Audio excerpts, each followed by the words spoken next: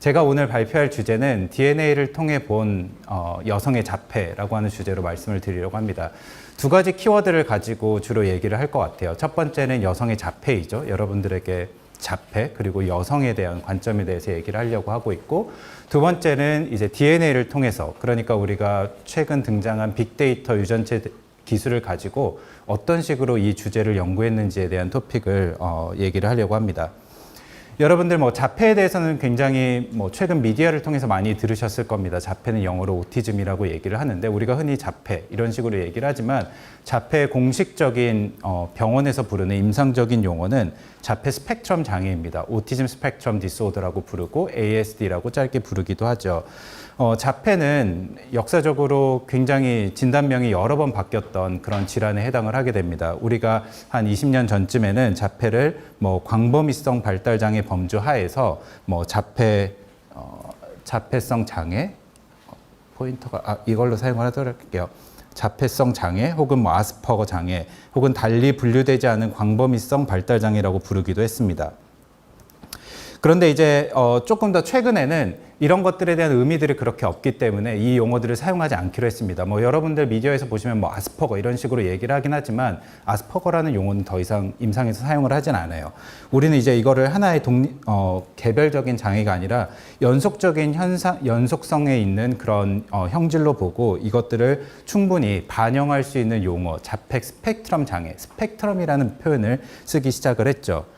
우리가 자폐로 진단하기 위해서는 어릴 적부터 두 가지 현상이 굉장히 분명하게 나타나야 됩니다. 첫 번째는 뭐냐면 다양한 분야에 걸쳐 나타나는 사회적인 의사소통이나 사회적인 상호작용이 지속적으로 떨어지는 경우에 대해서 우리가 진단을 하게 되고, 두 번째 도메인은 제한적이고 반복적인 행동이 나타난다든지 흥미라든지 활동 같은 것들이 이런 상동작용이 나타나는 경우를 가지고 우리가 주로 진단을 하게 되죠. 그리고 여러분들이 이해를 하시다시피 자폐라고 하는 게 어떤 하나의 자폐냐 아니냐로 표현할 수 없을 만큼 굉장히 다양한 형태로 나타나기 때문에 우리는 이것을 스펙트럼이 있다라고 얘기를 하고 있습니다. 그래서 여러분들 한번 자폐에 대해서 생각을 해보시면 머릿속으로 한번 떠올려 보면 아마 작년에 넷플릭스 드라마에서 나왔던 우영우를 떠올리시는 분들도 있을 거고, 드라마지만 저는 보진 않았지만 사이코지만 괜찮은가? 거기 나오는 이제 형의 모습을 생각하시는 분들도 있을 거고, 이제 좀 세대가 예전 분들은 마라톤에 나오는 이제 조승우의 그런 자폐의 연기를 생각하시는 분들도 있을 거예요. 우리가 관념 속에서 자폐를 기억하는 거는 미디어를 통해서 노출된 것들이 많지만 실제로 이것보다 더 다양한 형태의 자폐들이 우리 집단에 존재를 하게 됩니다. 그리고 자폐 유병률은 3% 정도로 나타나기 때문에 굉장히 많은 빈도로 우리 인구 집단에 나타난다라고 얘기를 할 수가 있어요. 그래서 우리가 이 자폐라고 하는 게 비단 어떤 진단을 받은 사람의 그런 모양뿐만이 아니라 인구 집단에 굉장히 광범위하게 나타나고 그다음에 연속적으로 나타난다는 현상을 통해서 우리 이걸 스펙트럼이라고 부르기 시작을 했고, 우리가 임상에서, 그러니까 병원에서 진단받은 사람들뿐만이 아니라 그렇지 않은 사람들도 굉장히 광범위하게 나타난다라고 하는 것을 또한 시사하고 있죠. 그래서 이제 자폐 스펙트럼 장애라고 표현을 하기도 하지만 최근 이제 신경 다양성 관점에서는 자폐 스펙트럼, 장애를 빼고 자폐 스펙트럼이라는 말을 통해서도 우리가 자폐를 얘기를 하고 있습니다. 자폐의 대표적인 특징 중에 하나는 남성이 여성보다 더 진단을 많이 받는다는 것이에요. 반대로 얘기하면 여성이 남성보다 덜 진단받는다라고 하는 거죠. 우리가 2021년도 때 병원에 와서 자폐로 진단받는 사람들 10,000명 정도를 조사해서 봤을 때 이 사람들에게서 남녀의 비율들을 봤을 때 남자들이 4.7 그리고 여성의 1 정도로 남성이 한 4배에서 5배 정도 높게 진단을 받는다는 것을 확인할 수가 있습니다. 그리고 이렇게 진단의 비율이 높은 거는 비단 한국의 문제만이 아니라 우리가 자폐를 처음 찾게 됐던 1950년대부터 지금까지 공통적으로 나타난 현상이었어요. 적어도 4배 이상 남성들이 훨씬 더 자폐에 많이 진단된다라고 하는 것이 비단 한국 사회뿐만이 아니라 미국, 유럽, 전 세계적으로도 비슷한 형태로 나타난다라고 하는 거죠. 이런 식으로 자폐 비율이 남녀에 따라 차이가 나타나는 것은 한 가지 원인으로만은 설명할 수가 없을 것입니다. 굉장히 여러 가지 요인들이 관여를 할 거예요. 사회적인 현상에 대해서도 우리가 생각을 해볼 수가 있고, 소시에탈적인 부분들도 있을 거고, 시스테마틱, 구조적인 부분에 의해 차이들도 우리가 남녀의 차이들을 설명을 할 수가 있을 거고, 오늘 이제 주로 얘기할 바이올로지컬 팩터들, 생물학적인 요인들에 의해서도 우리가 설명을 할 수가 있습니다.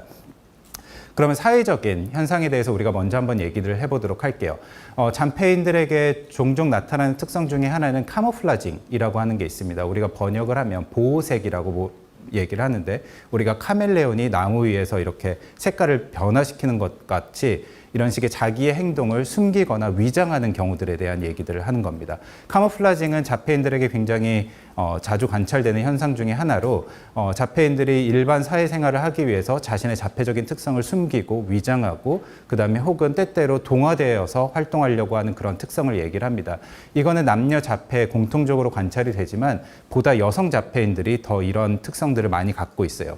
그렇기 때문에 우리가 자폐로 이 여성들을 진단하려고 할 때 이런 진단의 기준들을 회피하거나 아니면 잘못 진단하거나 혹은 진단이 늦어지는 경우들이 나타나기도 하죠. 이런 것들이 자폐 진단에서 여성들이 남성들보다 적은 빈도로 나타나게 하는 그런 요인들의 하나라고 얘기를 할 수가 있습니다.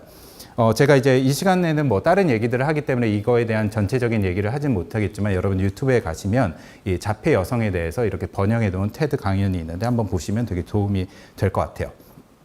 이런 사회적인 요소들뿐만이 아니라 구조적인 차이들도 있죠. 우리가 자폐를 진단하려고 하면 병원에서 진단하려고 하면 진단의 도구들, 진단의 기준들이 있어야 되는데 이런 기준들 자체가 남성 자폐, 남성 아이들에 의해서 주로 개발이 됐다라고 하는 측면입니다. 그러니까 우리가 자폐를 진단하려고 하는데 여성의 특징을 충분히 반영하지 못하고 남성 아이들, 남성 자폐들의 특징만들을 반영하기 때문에 아마도 이런 것들 때문에 남성 자폐가 훨씬 더 많이 진단받지 않을까라고 하는 그런 우리가 의심도 해볼 수가 있는 거죠. 그래서 이제 최근에 2017년에 루메스라고 하는 분이 일종의 대규모 메타 연구를 했습니다. 메타 연구라고 하는 건 뭐냐면 기존에 수십 년 동안 이루어졌던 연구들을 하나로 합쳐가지고 통합적으로 분석하는 그런 연구 방식인데요.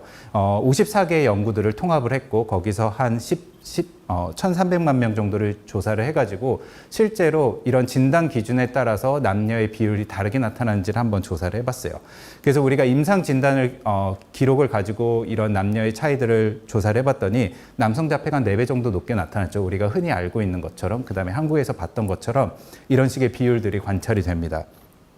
그런데 이렇게 임상에 온 사람들뿐만이 아니라 인구 집단을 전체를 상대로 해가지고 조사를 해봤더니 이 조사에서는 3대1 정도로 나타났습니다. 그러니까 병원에 오지 않은 사람들까지 다 포함을 해봤더니 4대1의 비율이 3대1 정도로 줄어든다라고 하는 것을 볼 수가 있죠. 이거는 어느 정도 진단의 도구들이 남성 편향적인 것이 있다고 얘기를 할 수가 있습니다. 그런데 이렇게 조사를 했음에도 불구하고 여전히 남성에게서 높은 비율로 자폐 이런 이 비율이 나타나는 것을 확인할 수가 있었어요. 그래서 사회적인 문제들, 구조적인 문제들을 제외하고도 어떤 다른 요인들이 있지 않을까라고 생각을 할 수가 있습니다. 우리가 이렇게 생각을 했을 때 마지막으로 남은 가설 중에 하나는 생물학적인 요인에 해당을 하겠죠. 오늘 우리가 이 시간에 얘기할 생물학적인 요인에 해당을 합니다. 생물학적인 요인을 얘기하기 전에 저희가 먼저 얘기해야 될 게 있어요. 우리가 성이라고 얘기하는 거, 성별이라고 얘기하는 거는 두 가지 영어 단어가 존재를 합니다. 하나는 젠더이고 또 하나는 섹스입니다. 젠더 같은 경우에는 사회적인 성이에요. 앞서서 제가 보여드린 소시에탈의적인 그런 측면이라고 얘기를 할 수가 있습니다. 나는 남성이다, 나는 여성이다 라고 스스로가 밝히는 정체성에 해당을 하게 되죠. 실제로 XX 염색체를 갖고 있음에도 불구하고 내가 남자다라고 얘기하는 분도 있을 거예요. 이런 것들은 우리가 젠더라고 얘기를 합니다. 그런데 우리가 생물학적인 성, 섹스 같은 경우에는 XY 염색체의 여부에 따라서 우리가 분류를 하게 됩니다. 이러한 분류가 중요한 것은 무엇이냐? 우리가 스스로의 정체성을 고려하지 않고서도 데이터상에서 X 염색체와 Y 염색체의 비율로서 생물학적인 성을 구별해가지고 연구에 포함시킬 수 있기 때문입니다. 그렇죠?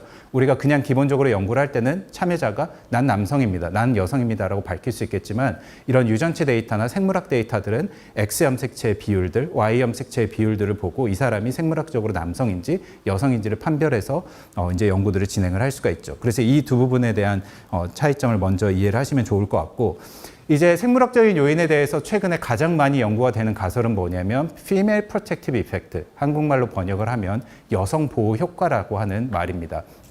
우리가 남성에게 자폐가 더 많이 진단되고 여성에게 덜 진단되는 것은 아마도 여성 자폐에게 동일한 유전적인 요인이 미쳤을 때 여성들을 보호하는 어떤 기작이 작동하지 않을까라고 하는 가정입니다. 간접적으로 반대로 얘기를 하자면 여성에게 자폐로 진단받기 위해서는 여성들은 훨씬 더 강력하고 훨씬 더 많은 생물학적인 요인이 필요하다라고 생각해 볼 수가 있겠죠. 그리고 여기서의 생물학적인 요인은 우리가 처음 가장 쉽게 생각해 볼 수 있는 건 유전 변이입니다. 우리는 이제 이 관점을 가지고 한번 오늘의 강연을 얘기를 해보도록 할게요. 우리가 이 피메일 프로텍티브 이펙트를 이해하기 위해서는 첫 번째로 여러분들이 이해하셔야 되는 건 라이빌리티라고 하는 연속성에 대한 모델입니다. 여러분들 여기서 보시는 것처럼 우리가 일반 인구 집단에서 자폐의 특성을 보이는 사람들의 빈도를 이런 식으로 정규분포로 표현을 했습니다. 그래서 어떤 사람들은 자폐의 표현형이 굉장히 심각하게 나타나는 사람이 있을 거고 어떤 사람은 자폐의 특성이 거의 없는 사람들도 존재를 하게 될 거예요. 이런 사람들을 우리 전체 인구 집단이라고 한번 생각을 해볼게요. 그리고 우리가 병원에서 어떤 진단 기준을 매겼을 때 이 진단 기준을 넘어서는 사람들을 자폐로 진단받은 사람이다라고 얘기를 할 수가 있을 겁니다. 그리고 자폐로 진단받은 사람들 중에 일부는 굉장히 심각한 표현형을 보이는 사람이 있을 거고 일부는 덜 심각한 표현형을 보이는 사람도 있겠죠. 우리가 앞서서 말씀드린 대로 스펙트럼에 해당하는 모델이라고 얘기를 할 수가 있습니다. 그리고 어떤 사람들은 자폐로 진단받지 않았지만 자폐의 특성을 보이는 사람들도 있을 거예요. 그래서 우리가 이런 식으로 연속성의 그런 모델들을 생각을 해볼 수가 있습니다. 그러면 라이빌리티라고 하는 것은 뭐냐? 우리가 마치 게임에서 어떤 레벨업을 하거나 어떤 능력치가 있는 것처럼 이 사람이 그런 식의 레벨을 갖기 위해서, 그러니까 자폐의 심각한 표현형을 갖기 위해서는 그거를 기여하는 어떤 아이템들이 있겠죠. 그것이 무엇이냐? 어떤 생물학적인 원인에 해당을 하게 될 겁니다. 그래서 자폐 표현형이 심각한 사람들은 생물학적인 요인들을 많이 갖고 있을 거거나 혹은 생물학적인 요인이 굉장히 강하게 작동을 하겠죠. 혹은 자폐의 특성이 적은 사람들은 이런 자폐에 기여하는 생물학적인 요인들이 거의 나타나지 않을 거예요. 그래서 우리가 이런 연속성의 모델을 가지고 한번 설명을 해봤을 때 아마도 생각하기로는 여성 자폐인들은 이런 생물학적인 요인들을 많이 갖고 있을 거고 그 다음에 남성들은 생물학적인 요인들이 적게 갖고 있음에도 불구하고 자폐의 특성이 나타난다라고 설명을 할 수가 있겠죠. 그리고 여기서 말씀드린 생물학적인 요인들은 앞서서 말씀드린 대로 유전적인 변이라고 얘기를 할 수가 있을 겁니다. 그러니까 유전적인 변이들이 자폐인들에게 나타날 때 여성 자폐인들에게는 더 심각하고 그 다음에 더 많은 형태로 나타나지 않을까라고 가설을 생각해 볼 수가 있을 겁니다. 남성 자폐는 그거에 비해서 덜한 형태로 나타나겠죠. 자, 그러면 이제 유전적인 변이가 이런 식으로 기여할 거다라고 가설을 세웠으니까 이것들을 어떻게 연구했는지에 대해서 한번 보도록 하죠. 유전 변이라고 하는 건 우리 DNA 상에서 나타나는 다양한 염기 서열의 변화를 의미를 합니다. 유전 변이를 밝혀내는 굉장히 탁월한 기술이 최근에 등장을 했죠. 그것을 우리가 Next Generation Sequencing, 짧게는 NGS 기술이라고 부르게 됩니다.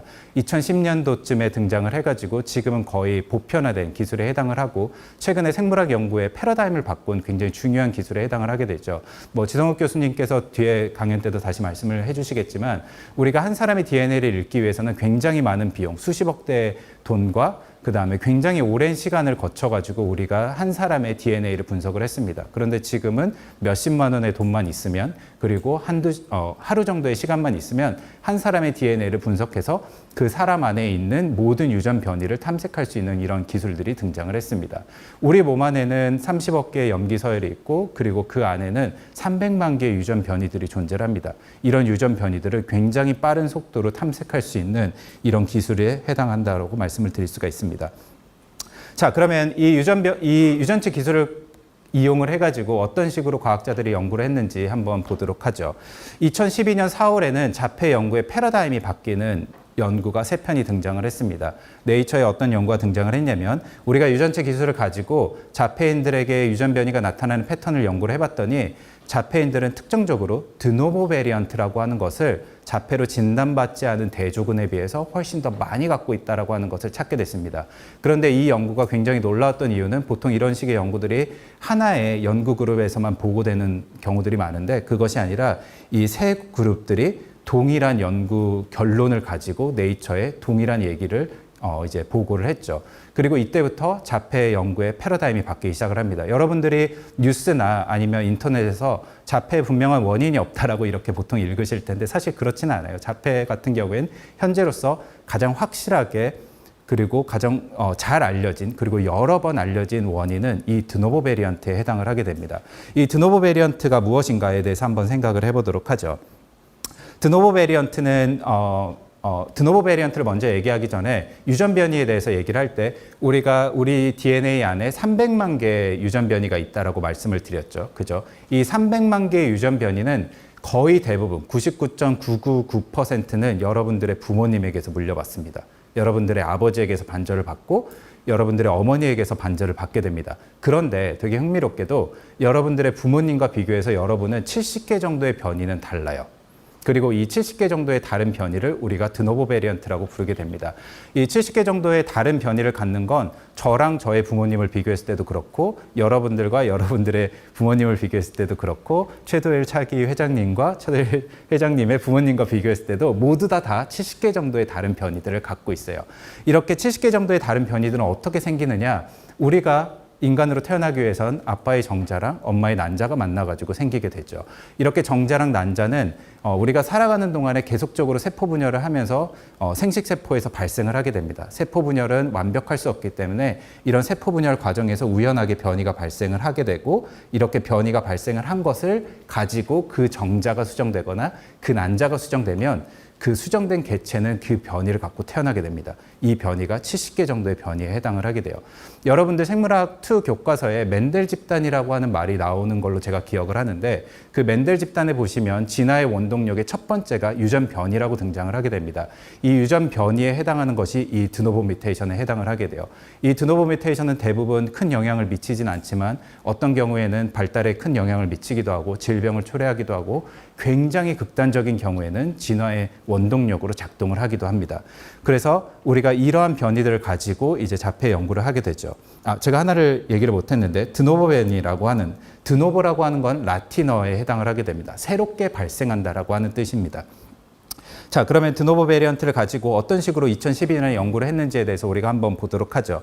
2012년의 결과는 자폐로 진단받은 이들은 높은 빈도의 드노보 베리언트를 갖고 있다라고 하는 결론이었습니다. 과연 어떻게 연구를 했을까요?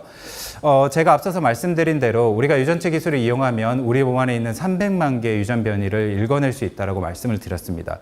당연하게도 70개 정도 존재하는 드노보 베리언트도 우리가 읽어낼 수가 있습니다. 그래서 각 사람에게 70개씩의 드노보 베리언트가 어떻게 나타나는지를 조사를 할 수가 있죠. 그래서 우리가 자폐인들에게 70개 정도의 드노보 베리언트가 나타난다라고 하는 것을 찾았어요. 그리고 자폐로 진단받지 않은 형제자매에게 드노보 베리언트가 몇 개 나타나는지도 확인할 수가 있죠. 자폐로 진단받지 않은 형제자매들도 70개를 갖고 있습니다. 제가 앞서서 말씀드린 대로 우리가 딱 정확히 70개를 갖고 있는 건 아니고 조금의 편차들이 있지만 거의 평균적으로 70개 정도를 갖고 있다라고 얘기를 드릴 수가 있고 그래서 자폐인들과 자폐로 진단받지 않은 대조군들도 동일하게 70개를 갖고 있습니다. 여기에는 차이가 없어요. 그런데 이 70개의 변이들은 우리 염색체에 굉장히 무작위적으로 존재를 하고 있기 때문에 이 무작위하게 존재하는 변이가 기능적으로 중요한 부분에 발생을 할 수 있겠죠. 그래서 우리가 기능을 따라서 나눠서 이 변이들이 어떻게 나타나는지를 한번 보도록 하겠습니다. 어떤 변이는 유전 변이가 발생을 해도 그 변이가 아무런 변화를 일으키지 않은 경우들이 있습니다. 우리가 이러한 변이를 사일런트, 침묵하는 변이 혹은 시노니머스 변이, 동의적인 변이, 그러니까 차이가 없는 변이라고 얘기를 합니다. 이런 변이들은 우리가 염기서열상에서 여기서 보시는 것처럼 G가 A로 바뀌더라도 단백질상의 아미노산은 전혀 변화되지 않습니다. 그러니까 이렇게 변이가 발생함에도 불구하고 단백질이 바뀌지 않기 때문에 단백질의 활성이 바뀌지 않고 아무런 형질에 영향을 미치지 않습니다. 이런 변이들을 우리가 자폐인들과 자폐로 진단받지 않은 형제자매들을 보면 거의 비슷한 비율로 나타나는 것을 확인할 수가 있어요. 거의 0.27개씩 나타나는 것을 확인할 수가 있습니다.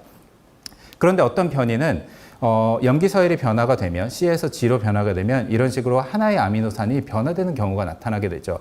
프롤린이 알라닌으로 변하게 됩니다. 이런 경우는 수천 개의 아미노산으로 구성된 단백질의 한 부분이 변화되면서 단백질의 활성을 약간 변화시킬 수도 있습니다. 많이 변화시킬 수도 있고 약간 변화시킬 수도 있어요. 그런데 보시면 이런 변이들은 자폐인들이 자폐로 진단받지 않은 형제자매들에 비해서 0.02개 정도 더 많이 나타난다라고 얘기를 할 수가 있습니다. 어느 정도 높게 나타나기는 합니다.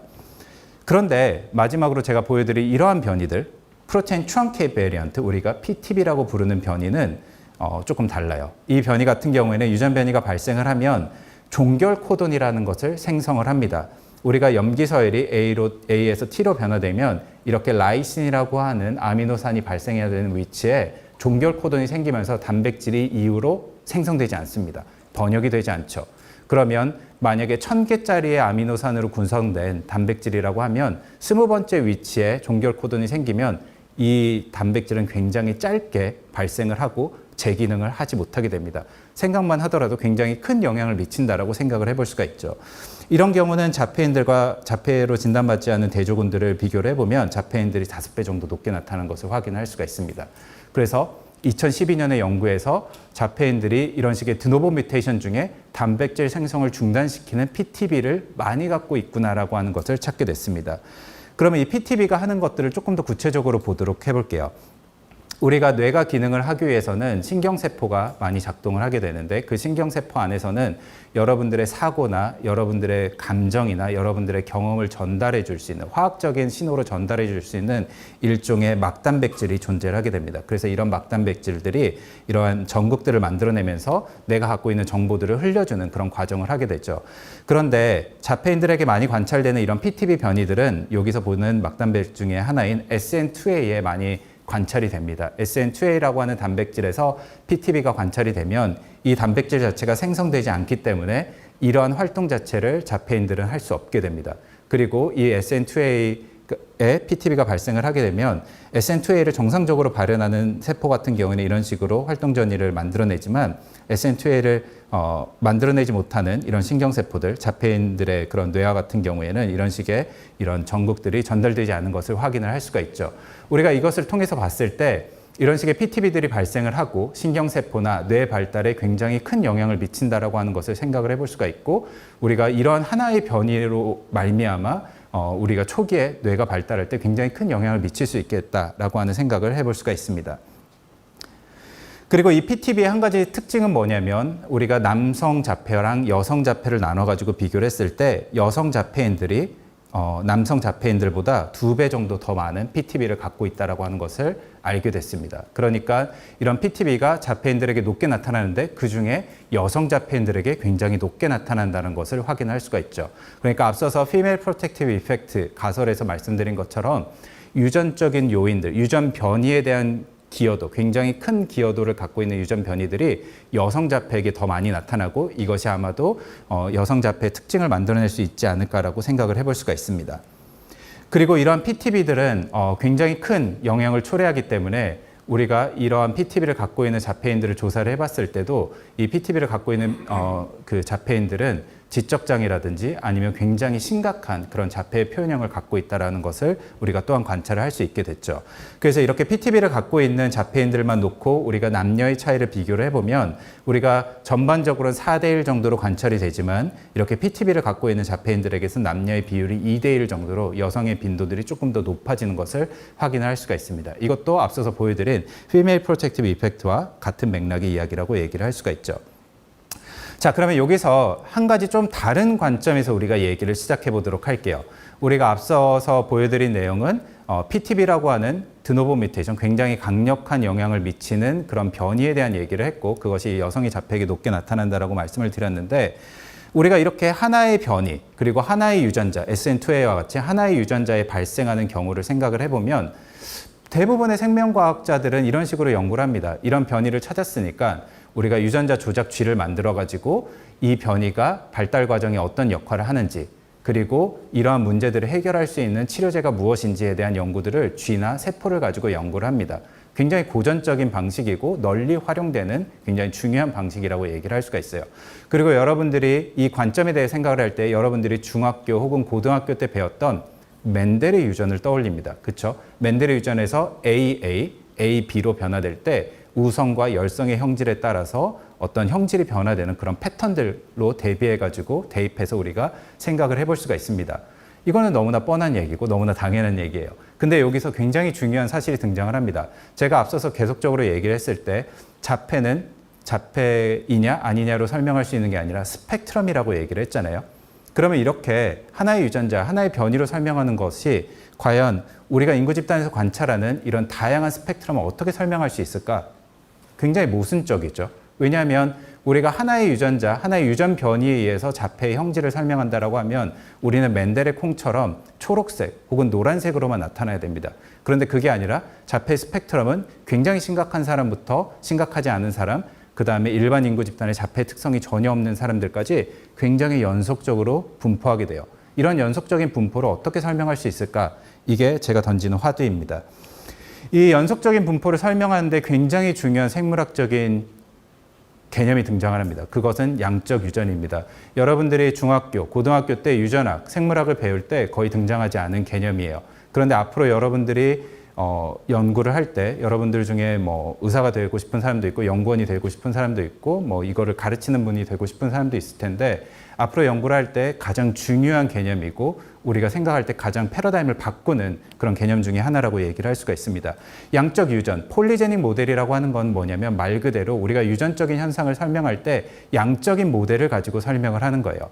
제가 여러분들에게 말씀드린 대로 우리 DNA 안에 300만 개가 넘는 유전 변이가 존재한다라고 말씀을 드렸습니다. 이렇게 300만 개의 유전 변이는 하루아침에 만들어지는 게 아니라 수억 년의 진화의 과정을 통해서 인간이 갖게 되는 변이들이라고 얘기를 할 수가 있습니다. 우리가 자녀를 낳으면 70개씩 변이들이 계속 새롭게 생기면서 이러한 변이들 중에 일부들이 살아남아서 이제 다음 세대로 전달이 되게 되는 거죠. 수억 년의 시간을 거쳐가지고 이 변이들이 축적이 되고 이 변이들이 하나의 형질을 결정하면서 우리 인구 집단의 다양한 형질의 분포들을 만들어내게 됩니다.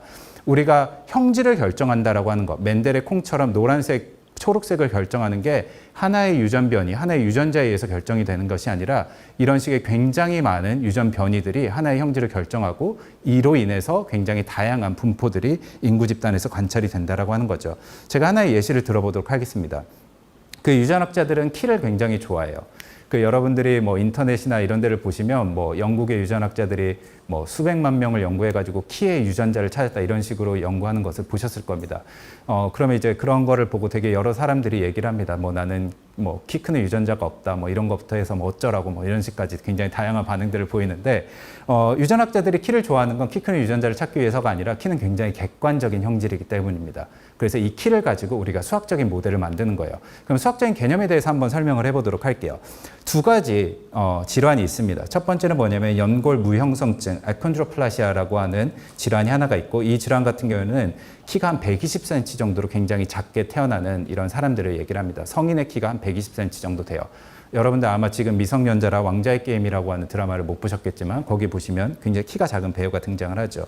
이런 사람들은 거의 90% 이상 FGFR3라고 하는 그로스 팩터 리셉터 유전자의 드노보 베리언트를 갖게 됩니다. 그리고 이 변이가 발생을 하면 하나의 유전자로 인해서 이 사람들의 키가 125cm가 됩니다. 그런데 어떤 사람들은 키가 굉장히 큰 사람도 있죠. 190cm 이상이 되는 사람들을 우리가 마판 신드롬, 마판 증후군이라고 부르게 되고, 뭐 에브라함 링컨이라든지 아니면 여러 뭐 한기범 농구 선수와 같은 이런 분들이 마판 증후군으로 진단을 받았어요. 이런 사람들은 피블린, FBN1이라고 하는 유전자의 드노보 베리언트가 발생하는 경우들이 많습니다. 이런 사람들도 마찬가지로 하나의 유전자가 이 사람들의 큰 키라고 하는 하나의 형질을 결정합니다. 그런데 여러분들 잘 생각을 해보세요. 키라고 하는 건 맨델의 콩처럼 두 가지 형질로만 존재하지 않습니다. 키라고 하는 건 굉장히 연속적인 형태로 우리 인구 집단에 존재를 하게 돼요. 한국인 남성 키의 평균이 몇인지 정확히 모르겠지만 175라고 가정을 하면 좀 큰 감이 있지만 175라고 하면 이 평균을 바탕으로 어떤 분산, 차이들이 발생을 합니다. 그리고 이 분산 안에 우리들이 들어가게 되죠. 우리가 이 키를 갖게 되는 거, 저 같은 경우는 172 정도가 되는데 172의 키를 갖게 되는 거는 이런 FGFR3 유전자나 피블린 유전자가 아닙니다. 굉장히 다양한 유전 변이들과 굉장히 다양한 유전자가 저의 키를 빚어내게 되는 거죠. 그리고 유전자들 뿐만이 아니라 제가 살아오면서 겪은 환경적인 인자들, 일찍 잤느냐, 못 잤느냐, 많이 먹었느냐, 먹지 못했느냐, 이런 환경적인 요인들까지 해서 우리의 키를 결정하게 됩니다. 이 키라고 하는 게 이런 식의 다양한 분포로 나타난다라고 하는데 키뿐만이 아닙니다. 자폐도 마찬가지죠. 자폐의 경우에도 굉장히 다양한 유전자들이 관여를 하게 될 거예요. 자폐뿐만이 아닙니다. 여러분들이 앞으로 연구하게 될 거의 모든 형태의 인간 질환은 이런 식의 양적인 분포를 갖고 있습니다. 당뇨도 마찬가지고 우울증도 마찬가지고 조현병도 마찬가지고 몸무게 둘레, 허리 둘레, 우리가 보는 모든 형질, 모든 질병은 우리가 고전적으로 배웠던 맨델의 유전이 아니라 양적인 유전 안에서 설명이 되는 형태로 우리가 앞으로 연구가 많이 될 거고 그 측면에서 우리가 한번 생각을 해볼 수가 있습니다. 자, 그럼 이렇게 양적 유전을 연구할 수 있는 기술은 뭐냐? 앞서서 보여드린 NGS 유전체 기술 중에 전장 유전체 기술이라고 하는 걸 통해서 우리가 연구를 할 수가 있습니다. 전장 유전체라고 하는 건 전장이라고 하는 건 홀 지놈, 염색체 전반을 본다라고 하는 뜻이고 우리 각 사람에게 존재하는 수백만 개의 유전 변이를 한 번에 탐색하는 기술에 해당을 하게 됩니다. 그리고 우리가 이렇게 수백만 개의 유전 변이를 탐색하고 나면 각각의 유전 변이가 자폐에 얼마만큼 기여하는지를 계산을 한 다음에 이 기여도들의 총합을 만들어내서 자폐로 진단받은 사람들이 이 양적 유전의 점수들이 어느 정도 되는지를 산출을 할 수가 있죠. 그리고 반대로 자폐로 진단받지 않은 사람들은 어느 정도의 점수를 갖고 있는지를 우리가 또한 볼 수가 있습니다. 그래서 이렇게 양적 유전 점수라고 하는 것을 우리가 계산을 해가지고 봤을 때 자폐로 진단받은 사람들이 자폐로 진단받지 않은 사람들에 비해서 양적 유전 점수가 높게 나타나는 것을 확인할 수 있습니다. 이건 너무나 당연한 결과예요. 그런데 우리가 여성과 남성으로 나누어 봤을 때는 여성의 자폐들이 남성의 자폐들보다 훨씬 더 높은 양적 유전 점수를 갖고 있다라고 우리가 알게 되었습니다. 이것도 마찬가지로 앞서서 보여드린 PTB의 예시처럼 여성들이 훨씬 더 높은, 훨씬 더 많은 그런 유전적인 요인들을 갖고 있다라고 얘기를 할 수가 있고, 이것도 마찬가지로 Female Protective Effect를 설명하는 일종의 결과라고 얘기를 할 수가 있습니다.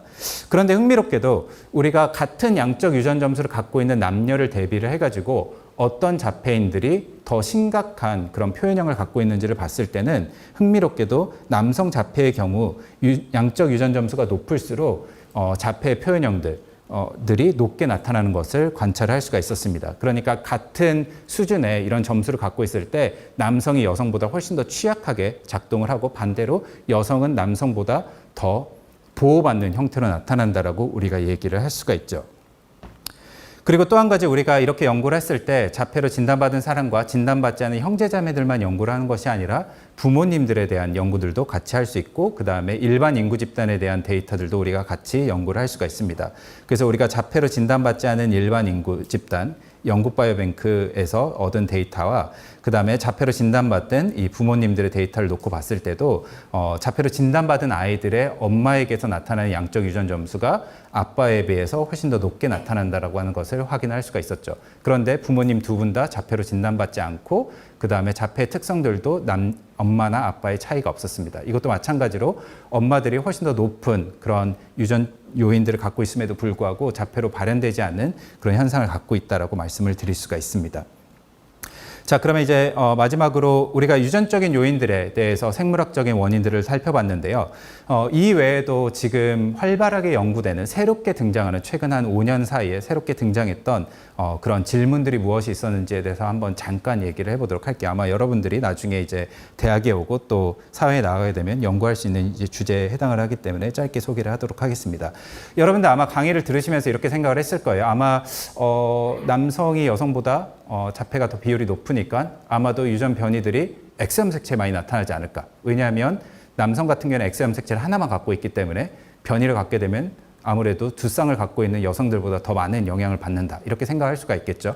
그런데 흥미롭게도 우리가 연구를 해봤을 때는 유전 변이들은 X염색체에 많이 나타나지는 않습니다. 거의 모든 염색체에 나타나고 특히나 상염색체에 많이 나타납니다. 그렇다라고 하는 건 이런 X염색체 문제 때문에 일어나는 요인은 아니다라고 얘기를 할 수가 있어요. 그러면 어떤 것에서 차이를 발생할 수 있느냐? 우리가 뇌가 발달할 때는 굉장히 여러 가지 세포들이 작용을 합니다. 신경세포도 있지만 신경세포가 아닌 다른 형태의 세포들, 아교세포, 글리아라고 하는 것들도 많이 나타나게 되죠. 이따 오후에 이제 조은혜 교수님께서 말씀을 해주시겠지만, 이러한 각기 다른 세포들이 뇌발달 과정을 정교하게 조절합니다. 그리고 이 조절의 과정은 남녀에 따라서 약간씩의 차이들을 만들어내게 되죠. 그래서 아마도 자폐인들에게 나타나는 유전 변이의 유전자들이 아마도 이런 남녀의 차이에 따라서 조금씩 다르게 나타나지 않을까, 뇌발달 과정에서 다르게 발현되지 않을까라고 하는 생각을 할 수가 있고, 그런 관점에서 단일세포 유전체 기술을 이용한 연구들이 많이 진행이 되고 있습니다. 그 다음에 이제 또 한 가지는 엄마의 자궁 내에서 일어나는 환경들에 대한 연구들이 최근에 일어나기 시작을 했죠.